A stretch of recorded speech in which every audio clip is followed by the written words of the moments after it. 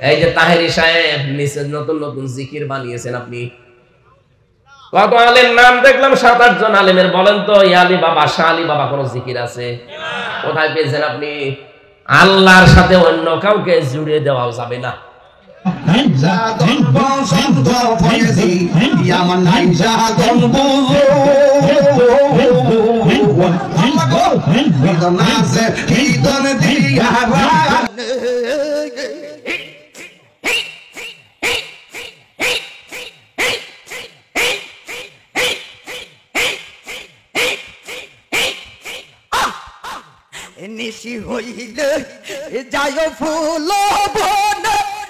আল্লাহর নামের সাথে অন্য কাউকে যারা যোগ করে ডাকেন, এরপরের আয়াতে আছে ইউদাফলাহুল আযাব, তার শাস্তি হবে কয়টা?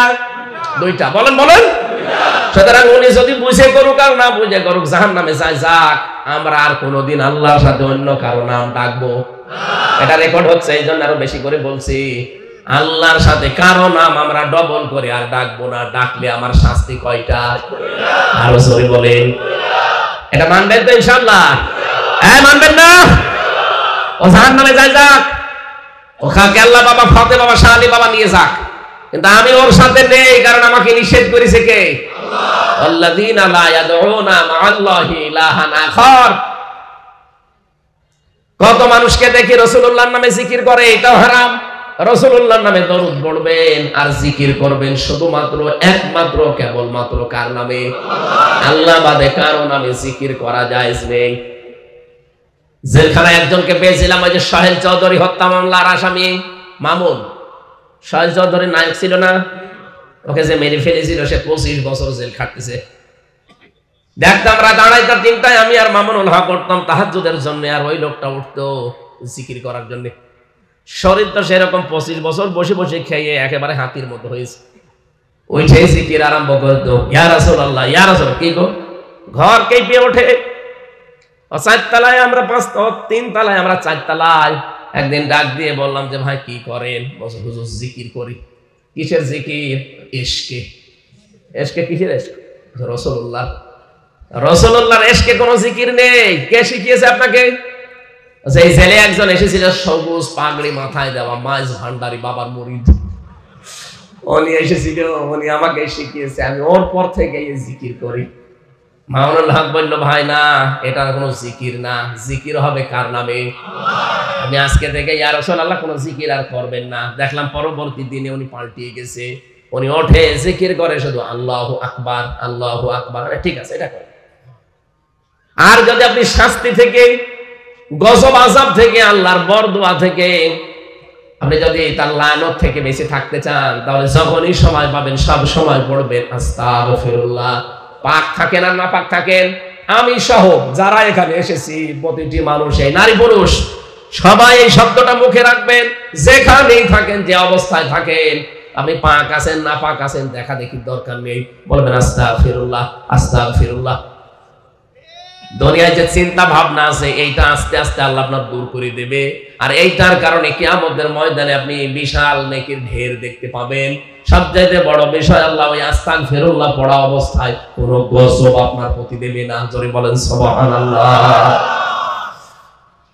এখানে আমাদের মাওলানা ঠিক করা লাগবে, আমাদের গাইডলাইন আমরা দেখব রাসূলুল্লাহ কি বলেছে।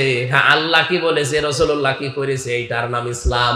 ওর বাবা কি বলেছে, দাদা কি করেছে, এর নাম ইসলাম। রাসূলুল্লাহকে আল্লাহ 27 বছর পরে ফেরত পাঠাচ্ছেন। যান, প্রথম নম্বর এই দুনিয়ায় যে উম্মতকে বলবেন, আল্লাহ প্রথম আদেশ দিয়েছে সব মানুষের জন্য এই, ওয়া ক্বাদা রাব্বুকা আল্লা তা'বুদু ইল্লা ইয়্যাহু ওয়া বিল ওয়ালিদাইনি ইহসানা। আল্লাহ বলেন আমি রায় দিলাম, আমি সিদ্ধান্ত নিয়ে ফেললাম। আমি কসম মানে রায় দেওয়া, সিদ্ধান্ত নেওয়া, ফয়সালা করা। আমি ফয়সালা দিয়ে দিয়েছি যে আমি আল্লাহ ছাড়া কারো ইবাদত করা যাবে না। বাংলার মুসলমানেরা বলেন তো রায়, এই শব্দটা কোনোদিন শোনেননি? বাংলাদেশে রায় হয় না। আমাদের এই মুন্সিগঞ্জ জেলা, আপনাদের এখানে 2 প্রকার রায় আছে, একটা ম্যাজিস্ট্রেট কোর্টে আর একটা জজ কোর্টে। এরপরে আরো 2টা রায় আছে ঢাকাতে, একটা হাইকোর্টে আর একটা সুপ্রিম কোর্টে, ওখানে আবার 2 ভাগ আছে। এই বাংলাদেশে সর্বমোট রায় কয়টা পেলাম? আরো জোরে। প্রতিটি রায় যদি পাওয়ার পরে বলেন যে আমি ন্যায় বিচার পাইনি, আমি আরো উপরে যাব, তাহলে ম্যাজিস্ট্রেট কোর্ট থেকে জজ কোর্ট, এখান থেকে হাই কোর্ট, এখান থেকে সুপ্রিম কোর্ট। সুপ্রিম কোর্টের প্রধান বিচারপতি যিনি এখন আছেন, উনি যদি একবার কোনো বিষয়ে রায় দিয়ে দেয়, আপনি না এদেশের 18 কোটি মানুষ এটা মেনে নিতে বাধ্য। যদি বলে আমি মানি না, তাহলে ফাঁকা জায়গায় আপনাকে থাকতে দেবে না, হয় জেলখানা অথবা দেশ থেকে তাড়িয়ে দেবে। কথা বলেন না কেন? প্রধান বিচারপতির উপরে যেহেতু কোনো বিচারপতি দেশে নেই, তার রায় আপনাকে মেনে নেওয়াই লাগবে, মাস্ট বি। প্রধান বিচারপতির উপরে আরেকজন বিচারপতি নেই, কে? তামাম দুনিয়ায় যত বিচারপতি সবার উপরে কে? আলাইসাল্লাহু বিআহকামিল হাকিমিন। আল্লাহ বলেন আমি কি সবার উপরে বড় বিচারপতি না?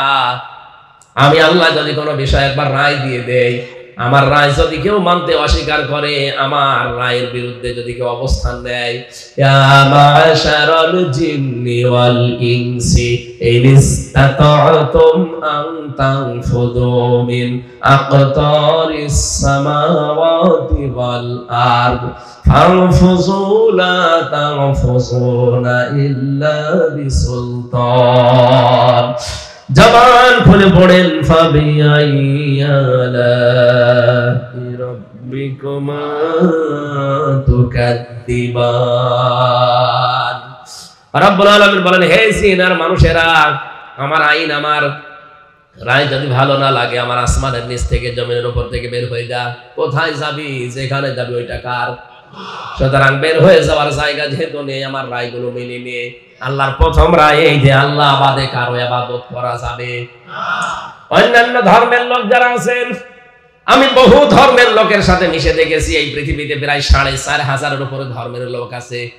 বাইরের রাষ্ট্রগুলো যখন যায়, আমি ইহুদির সাথে মিশেছি, খ্রিস্টানের সাথে মিশেছি, বৌদ্ধর সাথে মিশেছি, হিন্দুদের সাথে তো বাঁশের দাদা বাবুদের কাছে গেলে মিশাই লাগে। দেখেছি এই মানুষগুলো সবাই একজনকে কিন্তু বিশ্বাস করে যে আল্লাহ একজন আছে। কি কথা বলে না কেন? বলি ইয়া আহলাল কিতাব তাআলাউ ইলা কালিমাতিন সাওয়াইন বাইনানা ওয়া বাইনাকুম আল্লা না'বুদা ইল্লাল্লাহ। আল্লাহ পাক বলেন, হে নবী, ওদেরকে আপনি ডাক দেন। অন্য ধর্মের যারা আছে বলেন যে আসো আমরা সবাই একটা কথার উপরে একমত হই যে আল্লাহ না'বুদা ইল্লাল্লাহ, আল্লাহ বাদে কারো ইবাদত আমরা করব না। কি কথা বলে না কেন? আরে বাংলাদেশে আমরা অন্যান্য ধর্মের যারা আছে সবাইকে বলছি আসেন, আপনারাও কিন্তু বিপদে পড়লে আল্লাহকে ডাকেন। আমি যখন বরিশালে পড়তাম দেখেছি, ওই সময় তখন ব্রিজ ছিল না, লঞ্চে নৌকায় যাওয়া লাগতো।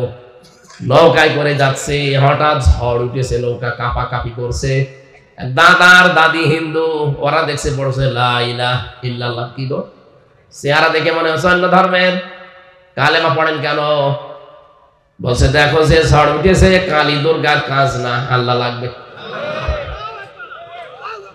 যে ঝড় উঠেছে এই ঝড় থামাতে কালী দুর্গায় হবে না, এখন আল্লাহ লাগবে।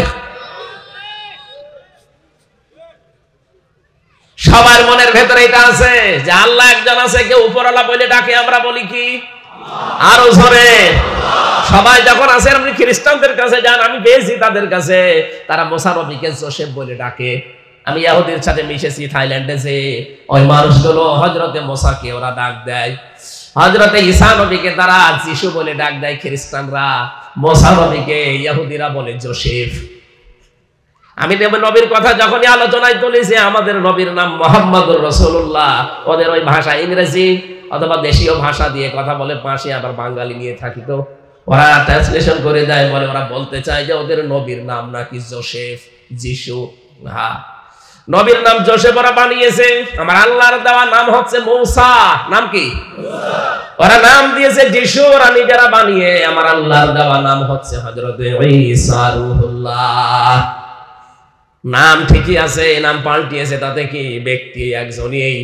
ওরা আল্লাহ একজন আছে বিশ্বাস করে, কিন্তু আল্লাহর ছেলে আছে, মেয়ে আছে, এইটা মানে, এই কারণে ওরা মুশরিক। ইহুদিরা তিন খোদায় বিশ্বাস করে, হযরত ঈসা আল্লাহর ছেলে, মরিয়ম আল্লাহর বউ, আর আল্লাহ একজন আলাদা আছে। ইহুদিরা বলে উযাইর আলাইহিস সালাম আল্লাহর সন্তান, এইজন্য ওরা মুশরিক হয়ে গেছে। আমরা আল্লাহর সাথে কাউকে শরীক করি না, এইজন্য আমরা মুমিন। এখন আমরাও যদি আল্লাহর সাথে অন্য কাউকে শরীক করি, তা আমরা ইহুদি খ্রিস্টানদের মতোই মুশরিক। এক কথা বলেন না কেন? এই জন্য আল্লাহ তা'বুদু ইল্লা ইয়া, আল্লাহ বলেন আমি ছাড়া কারো ইবাদত করা যাবে